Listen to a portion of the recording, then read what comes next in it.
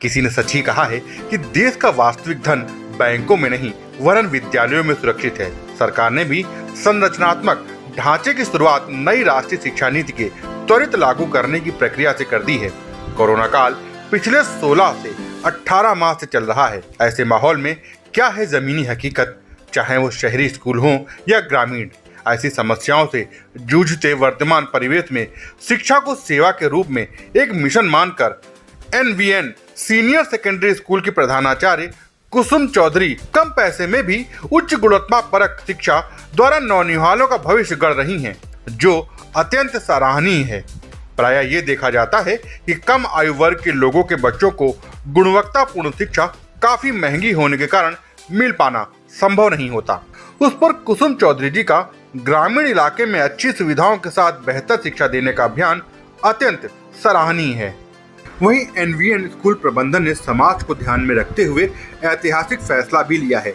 इस फैसले के तहत स्कूल प्रबंधन ने जिन छात्रों के माता पिता की कोरोना काल में मृत्यु हो गई है, उनसे ट्यूशन फीस नहीं लेने का निर्णय लिया है। एनवीएन स्कूल की प्रधानाचार्य ने जानकारी देते हुए ये भी कहा है कि किसी की भी मृत्यु हो जाना दुर्भाग्यपूर्ण है, लेकिन इस महामारी में जनहानि अधिक हुई है। इसलिए एनवीएन प्रबंधन ने फैसला लिया है कि जिन छात्रों के माता पिता की मृत्यु कोरोना महामारी के कारण हुई है, उनसे आगामी 3 साल तक ट्यूशन फीस नहीं ली जाएगी। उन्होंने बताया है कि स्कूल में ऐसे छात्रों की सूची तैयार करके उनको बेहतर शिक्षा देने के साथ साथ 100% ट्यूशन फीस माफ करने का निर्णय लिया गया है, जो जारी सत्र से प्रभावी रहेगा। कुसुम चौधरी जी ने बताया है कि 3 वर्ष के बाद के परिवार की आर्थिक स्थिति को ध्यान में रखते हुए आगे फीस माफी पर विचार किया जा सकता है। उन्होंने दस्तक टाइम्स से खास बातचीत के दौरान बेबाकी से अपनी राय रखी। नमस्कार, दस्तक टाइम्स में आपका बहुत बहुत स्वागत है। कोरोना महामारी ने स्कूली एजुकेशन को बेहद बुरी तरह से प्रभावित किया है। खिलखिलाता बचपन, चपल चंचल कैशोर्य आज स्कूल से ज्यादा मोबाइल पर निर्भर है। स्कूलों और पेरेंट्स की अपनी समस्याएं हैं। कोरोना ने हर जगह स्कूली एजुकेशन में समस्याएं पैदा की हैं। नई राष्ट्रीय शिक्षा नीति लागू होने की त्वरित प्रक्रिया में है। ग्रामीण और शहरी स्कूल रोजाना कोरोना महामारी जनित समस्याओं से दो चार होते हैं, तब समाधान की गुंजाइश क्या है? इन्हीं मुद्दों पर बात कर हमने की एनवीएन स्कूल की प्रिंसिपल मैडम कुसुम चौधरी जी से। आइए उनसे मिलते हैं। कुसुम चौधरी जी, आपका दस्तक टाइम चैनल पर बहुत बहुत स्वागत है। धन्यवाद सूर्यकांत जी, नमस्कार जी। आप सदूर ग्रामीण अंचल में स्कूल का संचालन कर रही हैं, आप उसके प्रिंसिपल हैं और कोरोना जैसी महामारी में भी स्कूल का चलना, स्कूल का बेहतर रूप से सब स्टूडेंट्स को साथ लेके चलना अपने आप में एक उपलब्धि कही जाएगी। तो मैं आपसे पूछता हूँ, चूंकि ये मुद्दे मैंने आपको बताए जितने भी थे, तो उसमें कोशिश हमारी ये है कि हम अपने दर्शकों को ये बता पाएं कि जमीनी हकीकत क्या है, स्कूली एजुकेशन कहाँ रुकी है, नई शिक्षा नीति क्या है और क्या सूरत हाल है। कोरोना ने हमारी स्कूली शिक्षा को बहुत बुरी तरह से प्रभावित किया है। स्कूलों में तरह तरह की परेशानियां आई, समस्या आई, उस पर आप हमें कुछ बताना चाहें? जी सर, देखिए कोरोना महामारी के चलते सभी व्यापारिक संस्थान, बाजार, दुकानें सभी प्रभावित हुए हैं, लेकिन मैं ये मानती हूँ कि स्कूली शिक्षा सबसे ज्यादा प्रभावित हुई है, जिसमें लगभग 21 करोड़ बच्चे ऐसे हैं जो काफी ज्यादा प्रभावित हैं कोरोना महामारी के कारण, जिनकी शिक्षा सुचारू रूप से नहीं चल पा रही है और लगभग 60 लाख टीचर्स बेरोजगार हो गए हैं। तो कोरोना ने स्कूली शिक्षा को तो बहुत बुरी तरह से प्रभावित किया ही है। इससे जल्दी से जल्दी अगर ना उबरा गया तो इसके दूरगामी प्रभाव भी देखने को अभी और मिल सकते हैं। जी। अच्छा, ये बताइएगा कि अक्सर अब ये एक बात बहुत जोरों से आ रही है, दिल्ली सरकार कह रही है, केंद्र सरकार कह रही है, राज्य सरकारें कह रही हैं कि जो बच्चे कोरोना की वजह से अनाथ हुए हैं, उनको स्कूली शिक्षा फ्री दी जाएगी। तो आपके स्कूल अ, में, आपसे शुरुआत यूं कर रहा हूं मैं, क्योंकि ये बड़ा कॉन्सेप्ट है और स्कूल उसकी सबसे लागू करने वाली इकाई है, यूनिट है, और आप ग्रामीण क्षेत्र के एक स्कूल को चला रही हैं, तो आप इस स्थिति को से कैसे, इसको कैसे एड्रेस कर रही हैं इस इशू को? देखिए, ये इश्यू तो बहुत ही जेन्युइन है। जो बच्चे दुर्भाग्य से अपने माता पिता को खो चुके हैं और जिनकी एजुकेशन प्रभावित होगी इस वजह से कि उनके घर के अर्निंग हैंड्स अब नहीं रहे, जी। तो स्कूलों की फीस कैसे दी जाए। स्कूल एक सामाजिक संस्था है और स्कूल इसमें मैं ये समझती हूँ कि सभी स्कूल इसमें सरकार के साथ हैं और हम लोग पहले ही ये निर्णय ले चुके हैं कि जिन बच्चों के साथ ऐसी दुर्घटना हुई है दुर्भाग्यवश, उनकी शिक्षा फ्री दी जाए और उन्हें जब तक उनका स्कूल में स्कूलिंग पूरी नहीं हो जाती, जी। स्कूल उनका सहयोग करेंगे। उसके लिए कुछ गाइडलाइंस स्कूल तैयार कर रहे हैं और जो सरकार जो कहेगी उन गाइडलाइंस पे भी स्कूल सरकार का सहयोग करेंगे। जी। और इसमें कोई दोहराया नहीं है कि सभी को मिलके उन बच्चों की हेल्प करनी चाहिए। जी।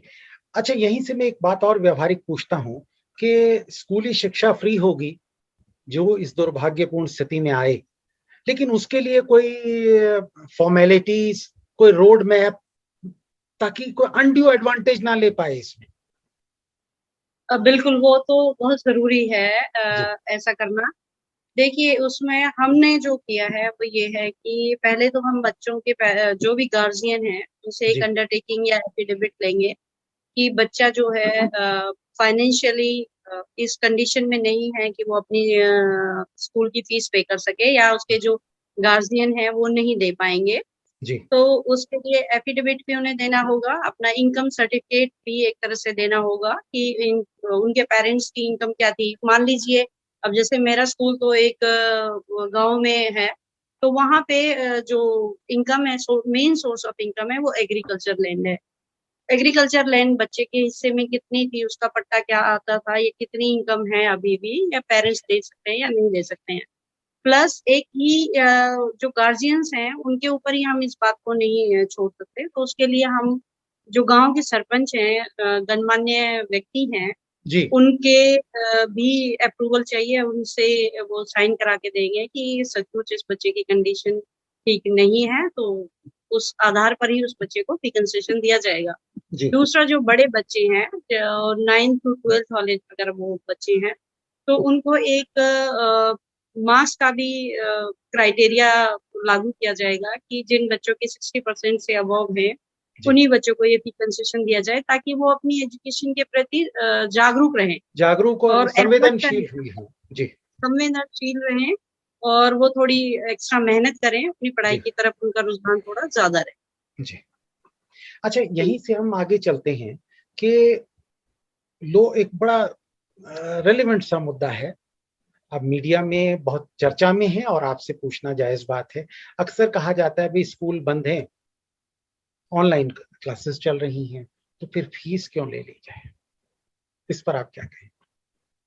ये चर्चा तो आजकल बहुत ही ज़्यादा मुद्दे में है, जी। लेकिन आप ये बताइए कि जो स्कूल संचालक हैं, जी। उनके कोई भी खर्चे कम नहीं हुए हैं। एक अगर मैं बात कहूँ, ट्रांसपोर्ट डीज़ल सिर्फ़ हमारा ऐसा है जो कम नहीं लग रहा है क्योंकि ट्रांसपोर्ट नहीं चल रहा है। लेकिन बाकी खर्चे तो एज़ इट इज़ हैं। अगर बसेस खरीदी हैं, लोन पे हैं, तो लोन की किस्तें चल रही हैं। जी। ईएमआई इंश्योरेंस पूरा करना पड़ रहा है। अगर बिल्डिंग बनाई है, लोन पे बनाई है, तो ईएमआईज़ चल रहे हैं। सारे स्टाफ की सैलरीज़ चल रही हैं। जब हम ऑनलाइन एजुकेशन दे रहे हैं, तो स्टाफ की सैलरी तो दे ही रहे हैं। जी। तो स्टाफ की सैलरी जा रही है, तो फिर खर्चे, अगर स्कूल के खर्चे हैं, तो उन खर्चों को पूरा कैसे किया जाए? जी। पूरा करने के लिए बच्चों से फीस तो ली जाएगी। तो फीस अगर माँग रहा है स्कूल, तो मेरे ख्याल से कुछ गलत नहीं कर रहा है। हाँ, जी। इतना किया जा सकता है कि जो जेन्युइन केसेस हैं, जैसे कुछ पेरेंट्स ऐसे हैं जिनकी नौकरियाँ चली गई हैं या जिनके बिज़नेस बिल्कुल क्लोज़ हैं 1.5 साल से, तो उनको हम अपने लेवल पे थोड़ा रिबेट भी दे रहे हैं, प्लस जी। फीस को भरने के लिए समय भी दिया जाता है। अच्छा तो जी इतना कर सकते हैं कि आर्थिक रूप से जो पेरेंट्स कमजोर हो गए हैं उनकी सहायता कंसेशन के द्वारा की जाए जी या उनको समय दिया जाए। जी। अच्छा, यहीं से आगे चलते हैं। अब ये जो नई शिक्षा नीति है, ये त्वरित गति से अब प्रभाव में आ रही है। तो नई शिक्षा नीति को लेकर के, चूंकि आप एक स्कूल की प्रिंसिपल हैं, आप एक एजुकेशन एडमिनिस्ट्रेटर हैं और आपको पूरे एजुकेशन सिस्टम का एक अच्छा अनुभव है, तो इसको लेकर के आप क्या कहना चाहेंगी नई शिक्षा नीति पर? नई शिक्षा नीति एक अच्छी पहल है सरकार की। मैं ऐसा मानती हूँ कि ये जो हमारे एजुकेशन में काफी समय से कोई बदलाव नहीं था, वो बहुत जरूरी था। और आने वाले समय को मीट करने के लिए बच्चों को इस ढंग से एजुकेशन देना कि उनकी कैपेबिलिटीज क्या हैं, उनको देखते हुए अगर हम उन्हें एजुकेशन दें तो ज्यादा बेहतर होगा, ताकि वो बच्चे अपने लाइफ में अच्छे से प्रोग्रेस कर सकें। लेकिन इसके इम्प्लीमेंटेशन को लेके मैं अभी श्योर नहीं हूँ कि ढंग से हम कर पाएंगे।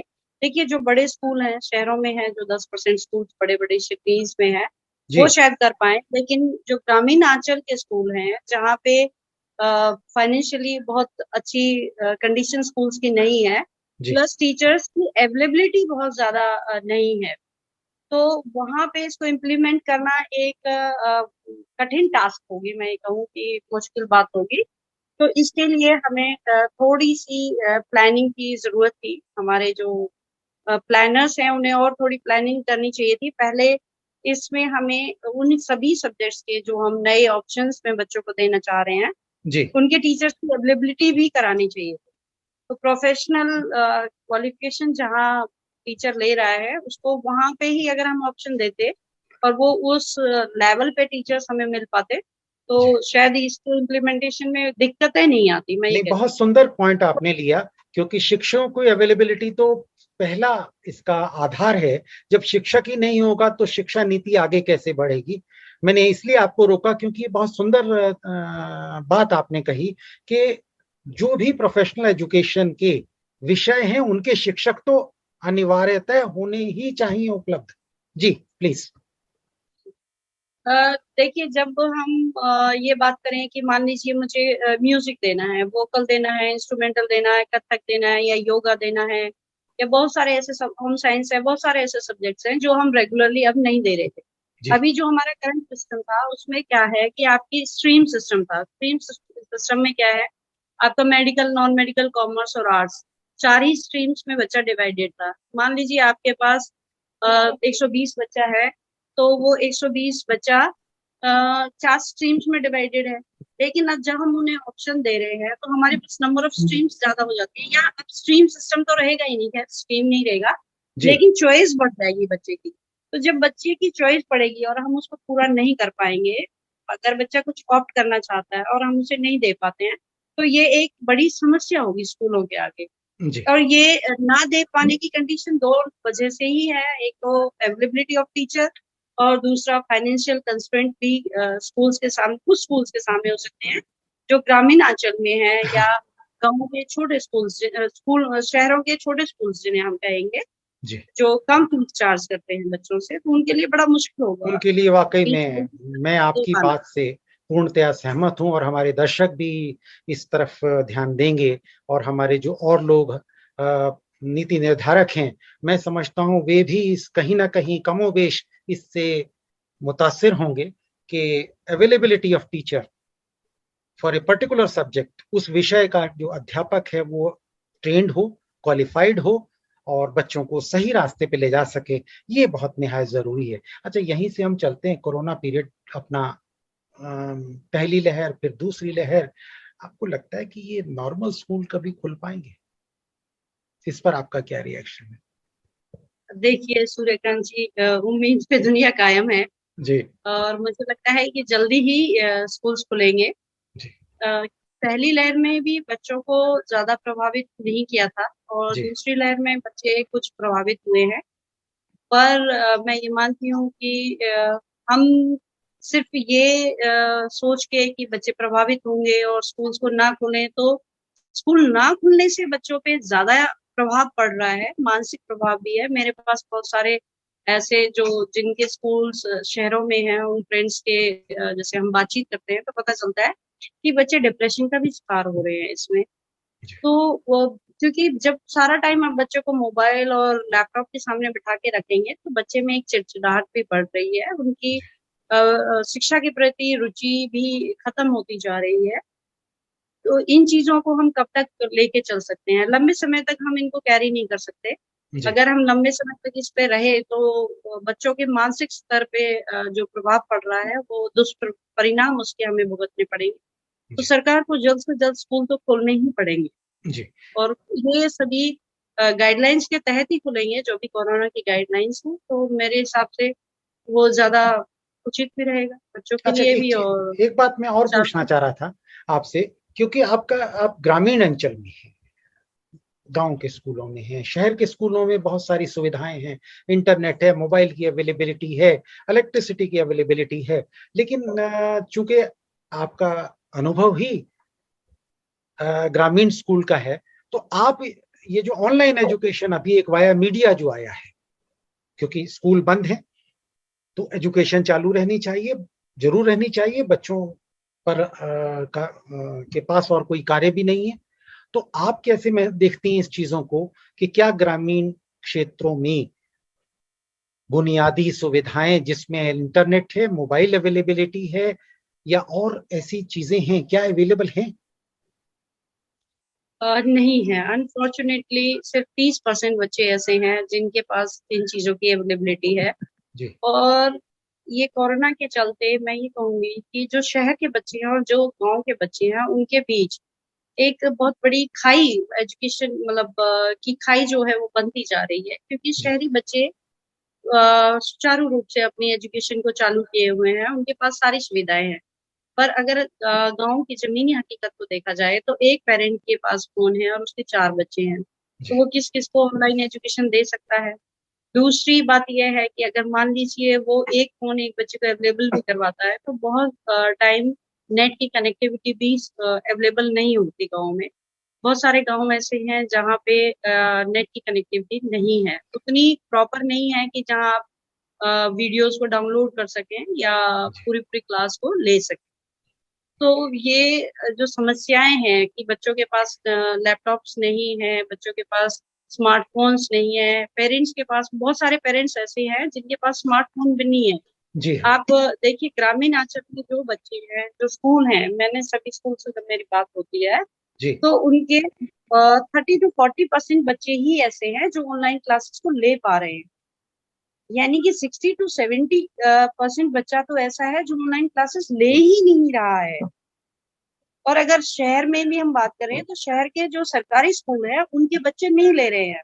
मीन्स हमें ये देखना होगा कि एक लेवल, एक तबका जो है, जो जिसको हम कहेंगे लोअर मिडिल क्लास फैमिलीज जो हैं या लोअर क्लास फैमिलीज जो हैं, उनके पास ये सुविधाएं नहीं है, तो उनके बच्चे इस सुविधाओं से वंचित होने के कारण अपनी एजुकेशन से बिल्कुल दूर होते जा रहे हैं। उनकी एजुकेशन में ये एक तरह से 15 महीने का गैप आ गया है। जी। वो नहीं पढ़ रहा है, वो बच्चा बिल्कुल नहीं पढ़ रहा है। आज ही का एक न्यूज में डाटा है कि 3.5 लाख बच्चा सरकारी स्कूलों से ड्रॉप आउट हो चुका है। जी। हरियाणा में, ये हरियाणा की न्यूज है, हरियाणा का आंकड़ा है ये, और नेशनल लेवल पे ना जाने कितना बड़ा आंकड़ा होगा। कितना बड़ा आंकड़ा होगा।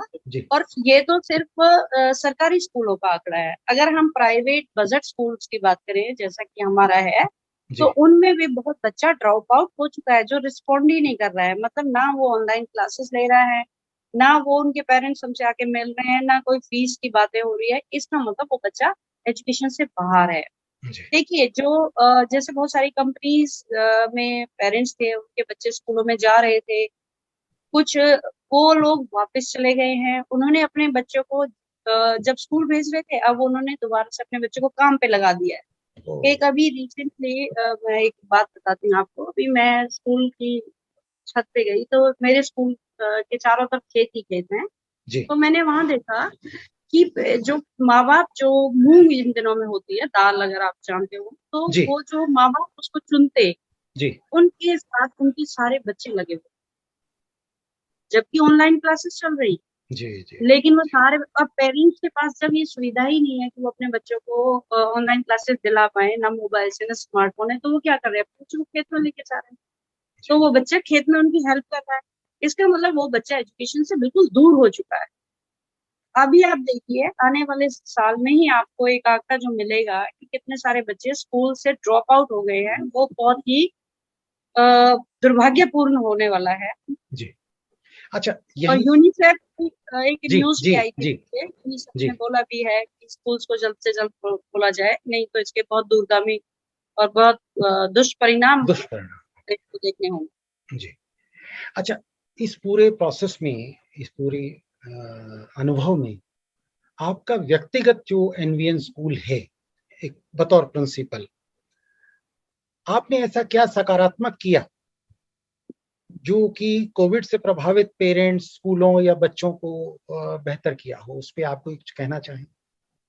हाँ बिल्कुल, देखिए हमने पिछले महीने ही ये नोटिस पेरेंट्स को दिया था कि अगर किसी पेरेंट बच्चे के माता पिता दुर्भाग्यवश कोरोना की वजह से चल बचे हैं या नहीं रहे हैं, तो स्कूल उनको फ्री एजुकेशन देगा जब तक कि उनकी पूरी स्कूलिंग कंप्लीट नहीं हो जाती है। तो उसके कुछ मापक हैं जो उनको उन्हें पूरा करना पड़ेगा बच्चों को।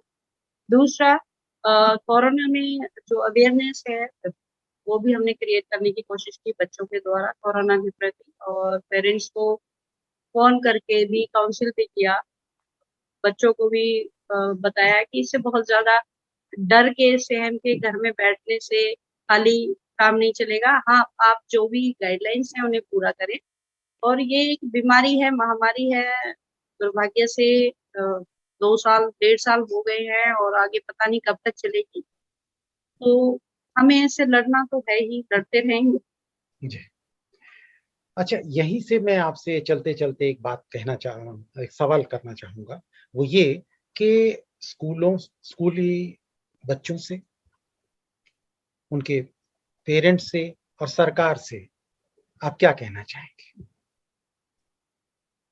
बच्चों से तो मैं यही कहना चाहती हूँ, बेटा ये बुरा वक्त है, हमेशा नहीं रहेगा, जल्दी चला जाएगा, तो आप अपनी पढ़ाई पे फोकस रहें, पढ़ाई की तरफ ध्यान दें, और घर में खेले भी, योगा करें, जी, मेडिटेशन करें, जिससे कि आपकी मानसिक शांति बनी रहे। जी। पेरेंट्स को ये कहना चाहूंगी कि देखिए स्कूल आपके दुश्मन नहीं है, आपके बच्चे को एक एजुकेशन देते हैं, आपके बच्चे का कैरियर बनाते हैं, तो आपको स्कूलों के साथ सहयोग करना चाहिए। वो बहुत बड़े आर्थिक संकट से गुजर रहे हैं, उसमें अगर आप फीस टाइम पे दें तो शायद उनकी कुछ हेल्प हो सके और वो स्कूल सुचारू रूप से चलते रहें। सरकार से मेरा अनुरोध है कि कोरोना गाइडलाइंस के तहत जल्द से जल्द स्कूलों को खोला जाए, और जो बजट स्कूल्स हैं उनकी कुछ आर्थिक मदद भी की जाए, ताकि वो जो उनके टीचर्स घर बैठे हैं जिनको वो सैलरी नहीं दे पा रहे हैं, उनको कुछ सैलरी दे, और अपनी जो लोन की किस्तें उनकी टूट रही हैं उनको वो भर पाए, या सरकार उनके ब्याज को माफ करे। उतने पीरियड का, मैं ये नहीं कहती हमेशा के लिए, जितने पीरियड कोरोना ईयर में स्कूल बंद रहे हैं उतने पीरियड की इंटरेस्ट को वेव ऑफ कर दिया जाए। जो बस की किस्तें चलती हैं उन पे भी थोड़ा सरकार अगर रिलैक्सेशन देना चाहे तो दे सकती है। दूसरा, सरकार से एक और अनुरोध है कि देखिए गांव और शहरों के बीच जो एजुकेशन की खाई बनती जा रही है उसको दूर करने का एक और तरीका है कि अगर सरकार चाहे तो सभी बच्चों को एक स्मार्टफोन, जो कि अगर किसी कंपनी से ये करे तो हाँ, चार स्पॉन्सर्ड हो, बिल्कुल। हजार में मिल जाएगा। तो अगर इन बच्चों को ये फोन की सुविधा सरकार दिला पाए तो ये शायद ये बच्चे एजुकेशन से जुड़े रहें, क्योंकि ये कहना बड़ा मुश्किल है कि स्कूल कब तक खुलेंगे और कब तक नहीं खुलेंगे। जी। और वैसे भी बच्चों की सरकारों में जब चुनाव होते हैं, लोकतंत्र का पर्व होता है, तो लैपटॉप, साइकिल और न जाने क्या-क्या बाँटने की परंपरा है। तो हाँ, आपकी बात बिल्कुल ठीक है। तो कहीं न कहीं स्मार्टफ़ोन की ज़रूरत बहुत ज़रूरत निश्चित है, रूप से है। गाँव में खासकर, गाँव गाँव में में खास। खासकर, और जी, जी। शहरों में भी जो लोअर तबके के बच्चे हैं, उनके जी, लिए सरकार को ज़रूर सोचना चाहिए। एक्चुअल में होता क्या है सूर्यकांत जी कि जी। जितनी भी पॉलिसीज़ बनती हैं, जितनी भी हम डिसीज़न्स लेते हैं, वो एलाइड क्लास स्कूल्स को देख के लेते हैं। अगर ज़मीनी हकीकत पे जाएँ, तो बहुत बुरा हाल है। जी आप 60 से 70% अगर बच्चा आज की डेट में एजुकेशन से वंचित है तो ये बड़ा ही दुर्भाग्यपूर्ण है। जी। कुसुम जी, आप हमारे साथ बातचीत में शामिल हुई, आपने कीमती वक्त में से अपना समय दिया, इसके लिए हम बहुत-बहुत आभारी हैं और दस्तक टाइम्स चैनल की ओर से मैं आपको फिर से धन्यवाद देता हूं कि आप हमारे साथ रहीं। नमस्कार। धन्यवाद सूर्यवंशी। नमस्कार। तो ये थी एनवीएन स्कूल की प्रिंसिपल मैडम कुसुम चौधरी। ये स्कूल ग्रामीण अंचल में है, दिल्ली से लगभग 100 सवा 100 किलोमीटर के दूर एरिया के से दूर है, ठेठ ग्राउंड। यहाँ से हमें जमीनी हकीकत पता चलती है कि किस तरह से स्कूल में पढ़ाई होती है, मोबाइल की क्या स्थिति है, इंटरनेट, इलेक्ट्रिसिटी की क्या स्थिति है, पेरेंट्स की मनस्थिति क्या है, ये क्या जमीनी हकीकत है। एक डिजिटली डिवाइड की तरफ हम बढ़ रहे हैं और सरकार को चाहिए कि राष्ट्रीय शिक्षा नीति में जो भी बदलाव हो सकते हैं व्यवहारिक रूप से उसे किया जाए। स्मार्टफोन या इस तरह की चीजें दी जा सकती हैं। स्कूलों पर विचार किया जा सकता है उनकी फाइनेंशियल स्थिति को देखते हुए। जब एमएसएमई या किसी भी क्षेत्र में बेल आउट पैकेज दिया जा रहा है तो एजुकेशन क्षेत्र में क्यों नहीं। तो दस्तक टाइम्स पर आप यूं ही बने रहिए और हम आपको ऐसे ही समीचीन और व्यवहारिक और इंपॉर्टेंट मुद्दों से आपको रूबरू कराते रहेंगे। अब मुझे दीजिए इजाजत। नमस्कार।